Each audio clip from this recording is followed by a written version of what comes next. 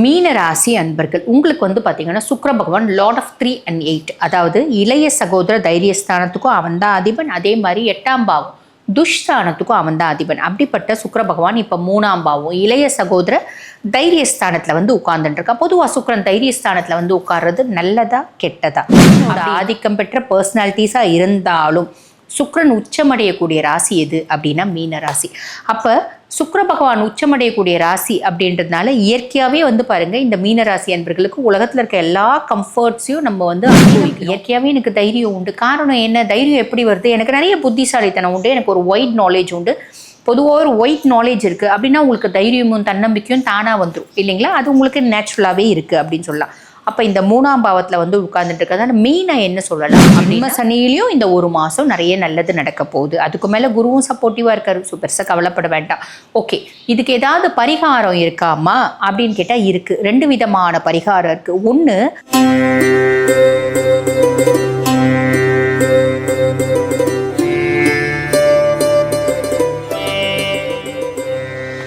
ஜோதிடர் யுகம் நேயர்களுக்கு வணக்கம். நான் டாக்டர் தீபா லாலன். இன்னைக்கு நம்ம என்ன டாபிக் பற்றி டிஸ்கஸ் பண்ண போகிறோம் அப்படின்னா சுக்கிர பயிற்சி தாங்க. இந்த சுக்கிர பயிற்சி பாருங்க, சமீப காலமாக நிறைய பேர் சுக்கிர பயிற்சி பலன்களை பார்க்குறாங்க. காரணம் என்ன அப்படின்னா சுக்கிரனோட தனித்துவம் அப்படின்னு தான் சொல்லணும். பொதுவாகவே பாருங்க, சுக்கிரன் அப்படின்னாலே நம்ம அழகு, வசீகரம், நம்மளை நீட்டாக ட்ரெஸ் பண்ணிக்கிறது, ரொம்ப அட்ராக்டிவாக மெயின்டைன் பண்ணுறது, இயற்கையாகவே ரொம்ப அட்ராக்டிவாக இருக்கிறது. சுக்கிரன் சுய ஜாதகத்தில் நல்லா இருக்குது அப்படின்னா அவங்களோட கண்கள் பார்க்கணும், ரொம்பவே அழகாக இருக்கும் அப்படின்னு சொல்லலாம். கண்கள் மட்டும் இல்லை, ஒரு பெண்கள் அப்படி இருந்தால் ஒரு நல்ல பெண்மைத்துவம் அப்படின்றது, ஆண்கள் அப்படின்னு இருந்தாலும் அவங்கக்கிட்ட ஒரு மென்மையான குணாதிசயங்கள் அப்படின்றது, ஒரு வசீகரமான தோற்றம், இது எல்லாமே பார்த்திங்கன்னா சுக்கிரன் தான் காரகத்துவம். அதுக்கும் மேலே குடும்பத்தில் நிம்மதி, சந்தோஷம், மகிழ்ச்சி, செல்வம், செல்வாக்கு எல்லாமே இருக்கணும் அப்படின்னா சுக்கிரனோட காரகத்துவம் அப்படின்றது வீட்டில் நிறைஞ்சு இருக்கணும். அது மட்டும் இல்லைங்க, நம்மளுக்கு நல்ல ஃப்ரெண்ட்ஸ் கிடைக்கணும், நல்ல உறவுகள் கிடைக்கணும், நல்ல மனைவி கிடைக்கணும். இப்படி எல்லாத்துக்குமே பார்த்திங்கன்னா பிளானட் யார் சூப்பர் டூப்பராக நம்ம சுய ஜாதகத்தில் இருக்கணும் அப்படின்னா சுக்கிர பகவான் தான். அப்படிப்பட்ட சுக்கிர பகவான் பயிற்சி பாருங்கள் 29 ஜூன் 2025 ஏறக்குறைய மதியானம், அதாவது பிற்பகல் 1:56 பார்த்திங்கன்னா ரிஷப ராசியில் பயிற்சி ஆகிறார். ரிஷபராசியில் பயிற்சி ஆகக்கூடிய சுக்கிர பகவான் ரிஷபராசிலேயே பார்த்திங்கன்னா சஞ்சாரம் செஞ்சு நிறைய ராசிகளுக்கு அபரிவிதமான நற்பலன்கள் கொடுக்க போகிறாரு. ஜூலை 26ஆம் தேதி வரைக்கும் பார்த்திங்கன்னா ரிஷபராசிலேயே இருக்க போகிறார். அப்படிப்பட்ட சுக்கிர பகவான் நிறைய ராசிகளுக்கு நான் முன்னமே சொன்ன மாதிரி நிறைய நற்பலன்களை கொடுக்க போறார். ஒவ்வொரு ராசிகளுக்கும் என்னென்ன மாதிரி நற்பலன்களை கொடுக்க போறார் பார்க்கலாம் வாங்க. மீன ராசி அன்பர்கள் உங்களுக்கு பார்த்தீங்கன்னா சுக்கிர பகவான் லார்ட் ஆஃப் 3 and 8, அதாவது இளைய சகோதர தைரியஸ்தானத்துக்கும் அவன் தான் அதிபன், அதே மாதிரி 8ஆம் பாவம் துஷ்ஸ்தானத்துக்கும் அவன் தான் அதிபன். அப்படிப்பட்ட சுக்கிர பகவான் இப்போ 3ஆம் பாவம் இளைய சகோதர தைரியஸ்தானத்தில் உட்கார்ந்துட்டு இருக்கா. பொதுவாக சுக்கிரன் தைரியஸ்தானத்தில் உட்கார்றது நல்லதா கெட்டதா அப்படின்னா மீனம் உங்களுக்கு நல்லது அப்படின்னு தான் சொல்லணும். காரணம் என்ன அப்படின்னா குருவினோட ஆதிக்கம் பெற்ற பர்சனாலிட்டிஸாக இருந்தாலும் சுக்கிரன் உச்சமடையக்கூடிய ராசி எது அப்படின்னா மீன ராசி. அப்போ சுக்கிர பகவான் உச்சமடையக்கூடிய ராசி அப்படின்றதுனால இயற்கையாகவே பாருங்க, இந்த மீன ராசி அன்பர்களுக்கு உலகத்தில் இருக்க எல்லா கம்ஃபர்ட்ஸையும் நம்ம அனுபவிக்கணும் அப்படின்ற ஆசை இருக்கும். நல்ல நீட்டாக ட்ரெஸ் பண்ணணும், நல்ல டீசெண்டாக ட்ரெஸ் பண்ணணும், நல்லா சாப்பிட்ணும். நல்லா சாப்பிட்ணுன்னா ஒரு குண்டா சாப்பாடு சாப்பிட்ணும் அப்படி அர்த்தம் கிடையாது. நல்ல டேஸ்ட்டாக சாப்பிட்ணும், 4 பேருக்கு நல்லது செய்யணும். நம்மளோட புத்திசாலித்தனம் நமக்கு மட்டுமே பிரயோஜனப்படக்கூடாது. என்னோட புத்திசாலித்தனம் எனக்கு மட்டுமே பிரயோஜனப்படணும், எனக்கு, என் பிள்ளைக்கு, என் பேரனுக்கு, எங்கள் குடும்பத்துக்கு மட்டுமே பிரயோஜனப்படணும், யாருக்குமே தெரியக்கூடாது அப்படின்னு நம்ம எத்தனையோ பேர் பாருங்க, அவங்களோட வழிபாட்டு முறைகளோ அவங்களோட பிஸ்னஸ் டாக்டிக்ஸையும் மறைச்சி வச்சிருந்த காலம்லாம் மாறி போச்சு.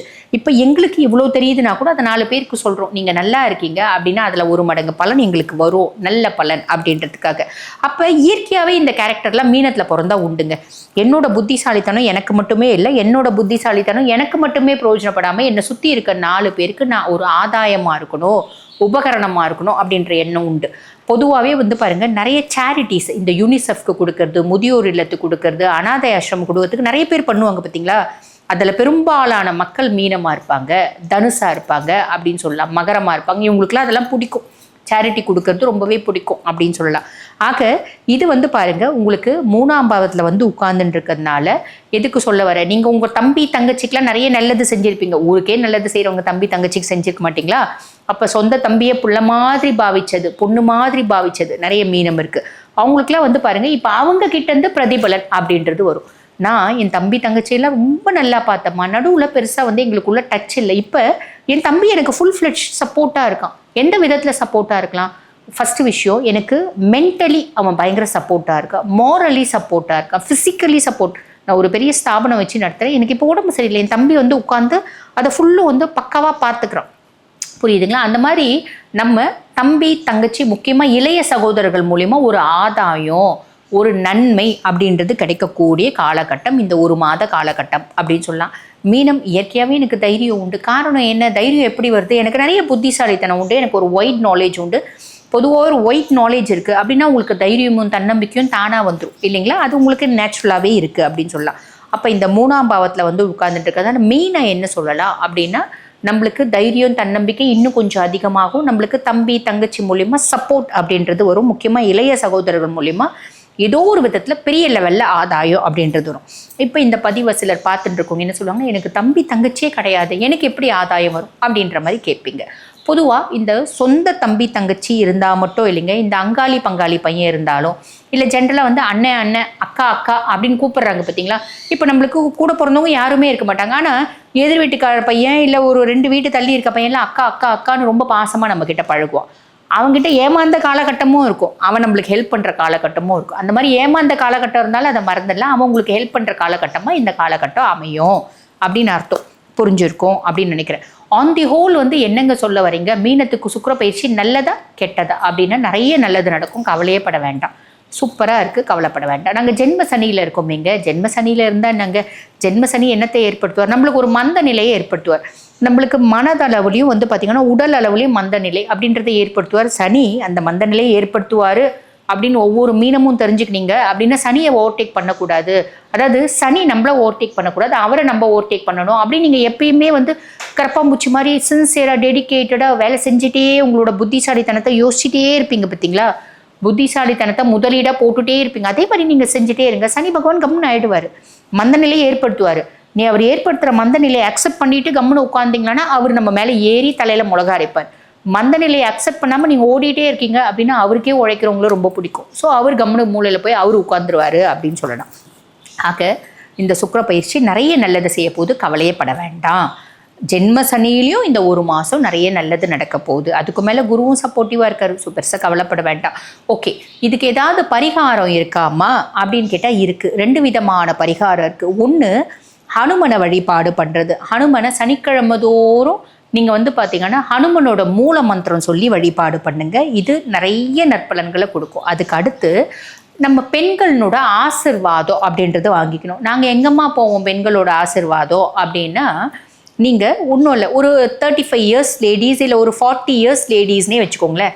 நம்ம வீட்டு பக்கத்தில் பெரியவங்க இருப்பாங்க, இல்லை முதியோர்கள் இருக்கும், அங்கே போயிட்டு நம்ம உங்களுக்கு ரொம்ப பிடிச்சமான விஷயந்தான். நிறைய மீனம் வந்து பாருங்கள், அவங்களோட பர்த்டேவை முதியோர் இல்லத்தில், அநாத ஆசிரமத்தில், குழந்தைகள் காப்பகத்தில் இதெல்லாம் செலிப்ரேட் பண்ணுவாங்க. தீபாவளி பொங்கலை அங்கே செலிப்ரேட் பண்ணுவாங்க.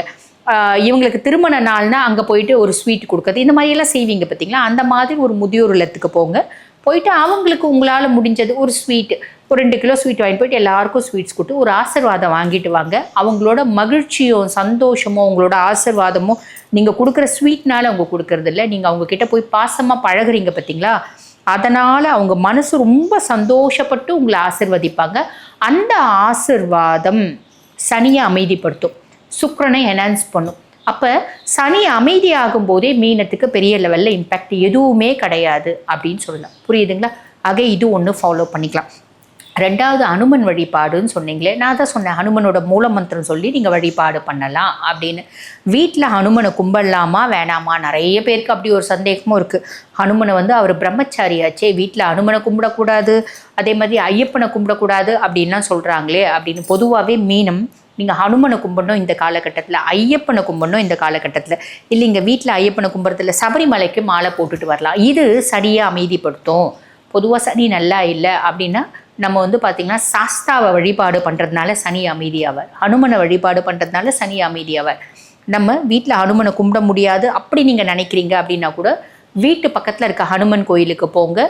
முடியும்னா தினந்தோறும் ஹனுமனை போய் பார்த்துட்டு வழிபாடு பண்ணிட்டு வாங்க. முடியல அப்படின்னா வாரத்துக்கு ஒரு நாள் சனிக்கிழமை போகிறது விசேஷமான பலன்களை கொடுக்கும். சனிக்கிழமை முடியல அப்படின்னாலும் என்னைக்கு உங்களுக்கு முடியுதோ அன்னைக்கு போயிட்டு ஹனுமனை வழிபாடு பண்ணிட்டு வரணும். ஹனுமனை சுற்றுறது 3 சுற்று, 5 சுற்று, 7 சுற்று, 9 சுற்று, 11 சுற்று, 21 சுற்று நம்ம சுற்றி வழிபாடு பண்ணலாம். ஹனுமனை வந்து சுற்றி வரும்போது ஐயோ வீட்டில் வந்து பால் வந்து ஃப்ரிட்ஜில் வச்சோமே, வெளியே வச்சோமே, பால் எடுத்து ஃப்ரிட்ஜில் வைக்கலையே, பால்காரை வந்து பால் ஊற்றிருப்பானே, பிள்ளை வந்துட்டு இருக்குமே, பிள்ளை சாப்பிட்ருக்குமா, பிள்ளை படிச்சிருக்குமா, பிள்ளை ஃபோனை நோண்டின்னு இருக்குமா, யார்கிட்டனா சேட் பண்ணிட்டு இருக்குமா, அதெல்லாம் நினச்சி வழிபாடு பண்ணாதீங்க. அதெல்லாம் நினச்சி சுற்றி வராதிங்க. ராம நாமம் சொல்லி சுற்றி வாங்க. ராம ராம ராம ராம ராமா அப்படின்னு சொல்லி சுற்றி வரலாம். அப்படி இல்லை ராம ஜெயம் ஸ்ரீ ராம ஜெயம் சொல்லி சுற்றி வரலாம். நிறைய நற்பலன்கள் அப்படின்றது கிடைக்கும்.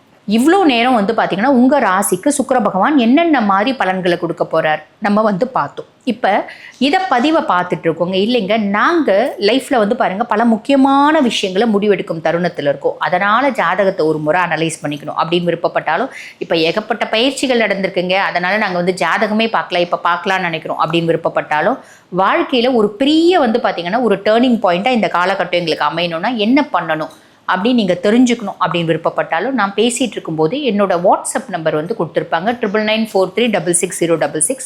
அந்த நம்பருக்கு கால் பண்ணி அப்பாயின்மெண்ட் ஃபிக்ஸ் பண்ணி என்கிட்ட பேசிக்கலாம். தேங்க்யூ.